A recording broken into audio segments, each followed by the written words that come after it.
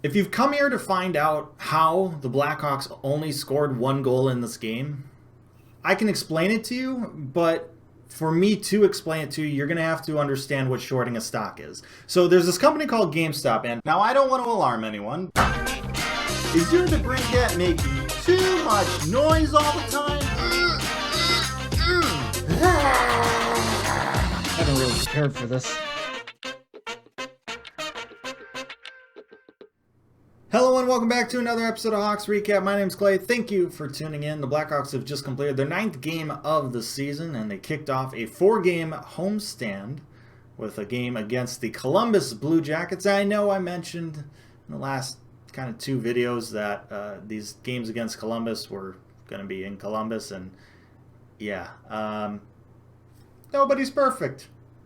So yeah, the Blackhawks couldn't quite extend their 5-game point streak to a 6th game, and they lose in regulation to the Blue Jackets by a score of 2-1. First and foremost, I want to thank everyone who came and hung out during the live stream during this game. It was a lot of fun. I certainly appreciate everyone coming in and chatting and trying to will the Hawks to a victory. We almost did it. It certainly wasn't for the lack of trying. For all of you who weren't aware that I was doing a live stream, I do not blame you at all, because it was literally like a last minute thing. I just decided, you know what, I haven't done this in a while, might as well stream. And I gotta tell you, I kind of screwed up. It didn't go smoothly. It's been a long time since I've done a live stream. Like, the last live stream I did was the Global Series game, so the very first game of last season. So it's been like a year and a half since the last time I did a live stream. And since then, YouTube's kind of changed how they've, done live streaming in their platform. So, like, I thought I was live streaming the entire first period. I was not. I didn't realize until the first intermission that I wasn't actually live on YouTube. I was just talking into the void.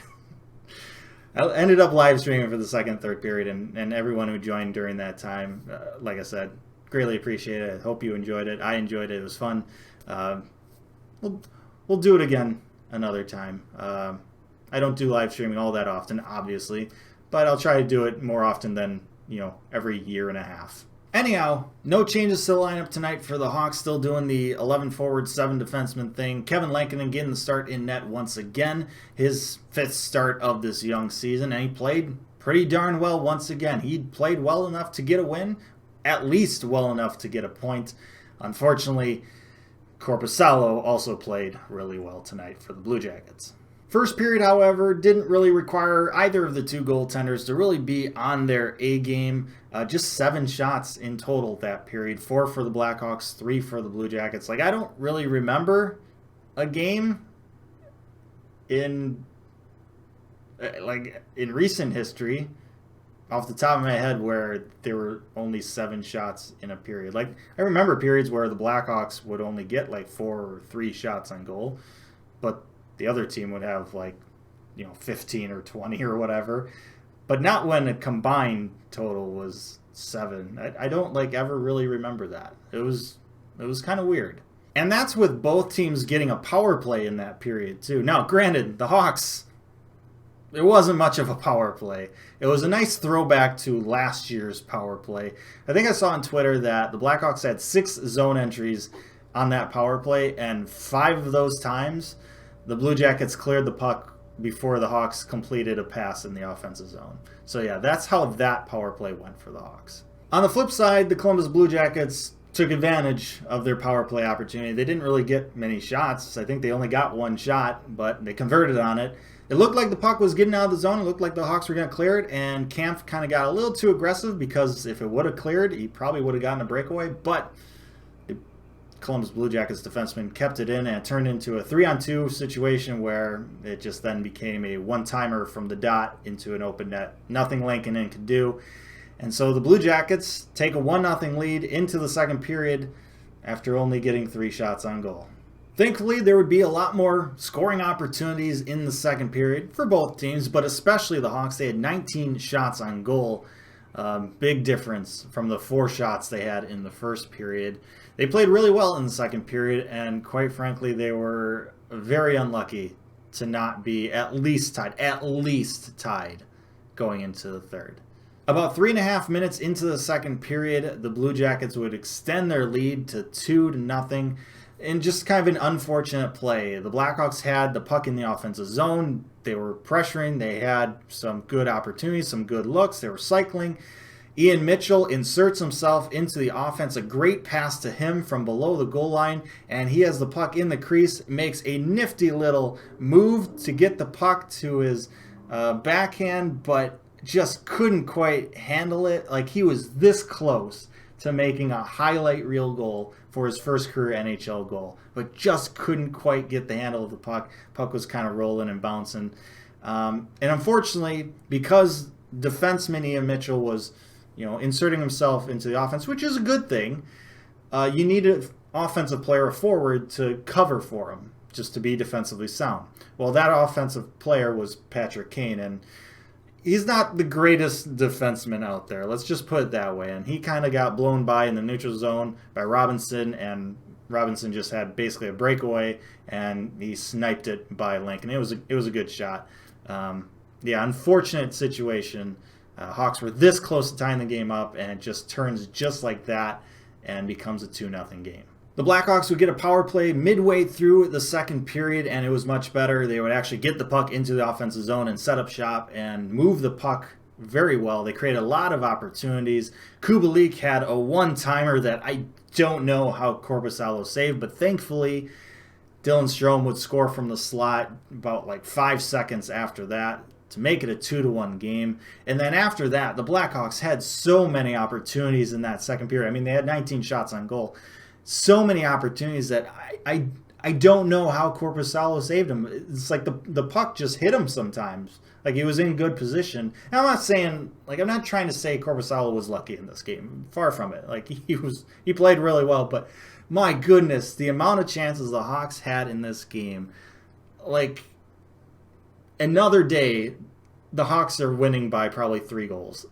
It was insane. It was insane the amount of chances they had. The fact that they were still down a goal going to the third was nuts. The Blue Jackets would push back hard in the third. You could tell they wanted to put the game away, but Kevin Lankinen stood tall in the third. He made a number of really, really good saves to keep the Hawks in this game.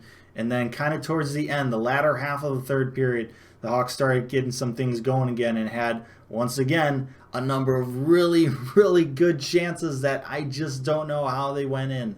They didn't have the same number of chances that they had in the second period, but they had just as good of chances. Kane, from the slot, open net. I don't know how Korpisalo got a blocker on that. Soderberg went 5-hole through Korpisalo, and the puck went wide of the net. How does that happen? There were so many opportunities like that. Kubalik had a one-timer that was saved. He had a tip that was somehow saved. It was so frustrating. The Hawks deserved so much better in this game than to lose in regulation. They at least deserved to extend their point streak to 6 games. It's frustrating.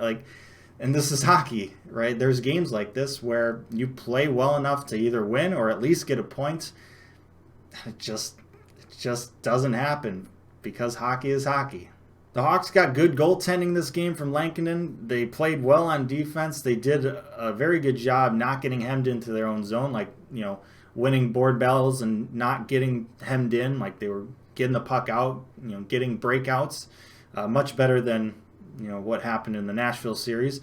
Also, much better tonight at the dot than how they were during the Nashville series. I think at one point, through the first 2 periods, the Hawks won 72% of the faceoffs. It was pretty nuts. They went pretty cold for the first part of the third period, but they still won 57% of the faceoffs in this game. They did a lot of things right. It's really unfortunate, the result of this game. Now, I understand that the Blue Jackets were on the back end of a back-to-back, but they're still a playoff team. And what we did tonight, that's without Taves and Doc and DeBrincat. It's not too shabby. I wouldn't be surprised if we see the exact same lineup again for the second game against Columbus on Sunday. 11 forward, 7 defensemen, Kevin Lankinen in net. seems to be working out right now. It seems like the team is playing pretty decently with that structure. It is allowing Patrick Kane to double shift and get more ice time, and he's not, afraid of doing that. On the flip side, you have Columbus, who might get Patrick Laine for Sunday, who they just traded for. Now, he arrived in Columbus today, and he does have to do a 48-hour quarantine, but due to the timing of when he arrived in Columbus and the game on Sunday, he would technically be available for Sunday if Tortorella wants to put him in. I would say the odds are probably more favorable for him not playing, but don't be surprised if he does.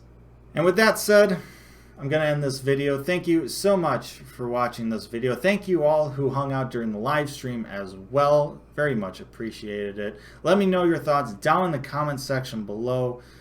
Like, share, and subscribe. Appreciate that as always. The Blackhawks definitely deserved a better fate in this one than they got. Hopefully it turns around on Sunday. But until then, stay safe, make good decisions, and I'll see you next time.